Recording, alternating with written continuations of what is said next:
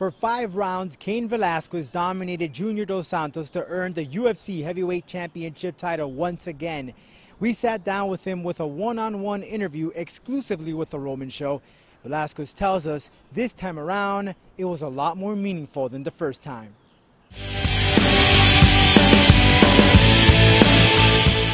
Cain, thanks so much for joining me again here, and welcome back to Miami. It was just about, a little less than a month, and you're back here again trying to speak to the public. Congratulations on your victory against Junior Dos Santos. What an exceptional fight for you, dominating the entire 5 rounds. Cain, you went into this fight, many people really underestimated you, but you proved them wrong. Yeah, just having that confidence going in, just knowing what I could do and not showing it in the first fight, just made me really I had something to prove. So just with the game plan, sticking to it, having it in my head that I need to attack him, always going forward. It just worked out that way. Yeah, everyone saw JDS's face, and it didn't look that pretty. But at the end of the day, you have several opportunities, Cain, to submit him. And I'm sure you probably reviewed the tape. If not, then I'm sure you will soon. But can you tell me a little bit about that? You had opportunities for rear naked chokes, and what did you learn from that? You know what? Being on top, that's my style of fighting, I don't like to end the fight in submissions. I'd rather, use the ground and pound, try to end the fight that way. But I have submissions, but there's certain ways I like to end fights, so. And now after the fight, there was some interviews with Junior Dos Santos. You're saying that possibly an immediate rematch. What are your thoughts on that? Are you willing to fight someone else? Just like me, after my loss with him, there was no excuses. It was back to find somebody else, showing that I do have, I do have what it takes to fight for the title. I think he has to do the same thing. But right now, I think the fight between Overeem and the Bigfoot is the next contendership. You obviously defeated Bigfoot, so you have Alistair Overeem. Tell me about Alistair Overeem, a different type of fighter compared to Junior Dos Santos. Yeah, he's a big guy, strong guy. He has good Muay Thai, good hands, good kicks, good knees. All around, just really powerful. So it's now getting into this stage with fighting these type of opponents.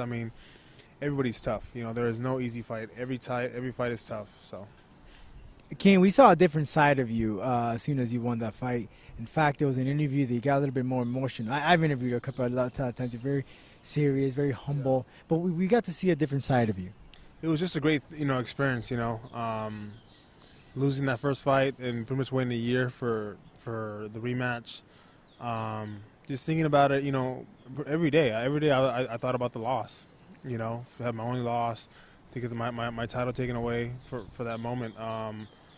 It definitely meant a lot for me to come back and win this fight. How different was it for you winning this time around compared to the first time you won the belt?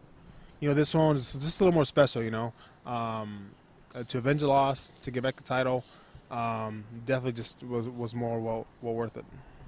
Then after you've been on a media tour, interviewed by several individuals in the media, and even in Mexico yourself. I understand you went to an area and there was just a phenomenal amount of people glorifying you. And in fact, I saw a video that there was a group of people that started saying "Si se puede."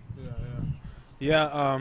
We did an autograph signing over in Mexico in this store called Liverpool. It's kind of like a Macy's type of store, and they ended up being like close to 1,500 to 2,000 people there at the signing. And actually, we weren't prepared for that. I guess there wasn't enough security there. People started pushing and shoving, so it got a little crazy where we pretty much had to cut the signing short just because of that.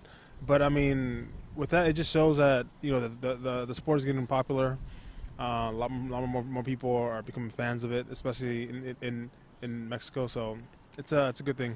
I even saw videos that as soon as you won the fight, and I guess you're walking through the hotel, there were people waiting for you outside, and they were just saying, like I told you, si se puede, si se puede. It almost felt like the mass of people that just support you over the time frame is just phenomenal. And now with the UFC going to Mexico with the Ultimate Fighter, do you think you and also Perez, who's also of Mexican descent, are setting a statement that Mexicans, Hispanic Americans, we're here in this sport, and little by little there's going to be a lot more of us?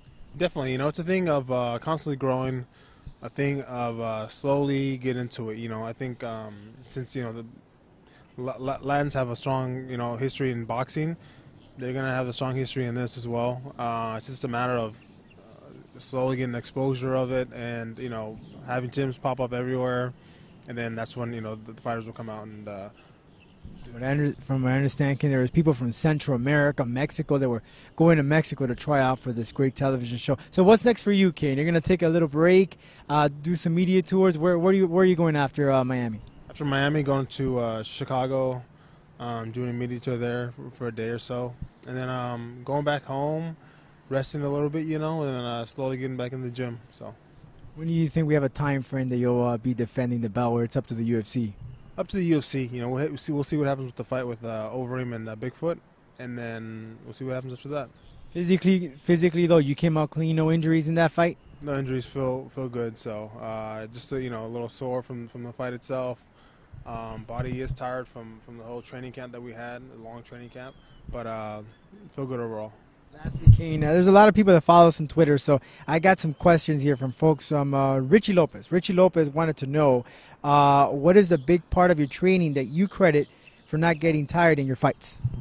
It's just the hard workouts that we do in the gym, the normal stuff we do. The sparring. If we have a 5-round fight, then we spar for 5 rounds, and not just with one opponent, not just with one training partner. It's multiple. So tires you out, but gets you mentally strong, gets your body strong, and a lot of it has to do with heart. You're tired, but your opponent's a little more tired than you are, and you're not showing that you're tired. You're keeping the pace going, and that's just heart. I have another question here from Eric Ruiz. He wanted to know that what is your schedule for training when you prepare for a fight? Monday, Wednesday, Friday, morning lift. Noon workout has to do with the sparring, jiu-jitsu, and then later on that night we'll do a kind of a mitt workout, more of a striking boxing workout, and then like quick little run after that. Okay, and I really appreciate taking some time speaking to you. Anything else you'd like to add? That's it, man. Just everybody out there, just thank you for the support. I really felt it when I was fighting. So, just everybody who's always been behind me 100% since the beginning. It definitely means a lot to me. Hey, thanks so much. I appreciate it. All right. See you next time.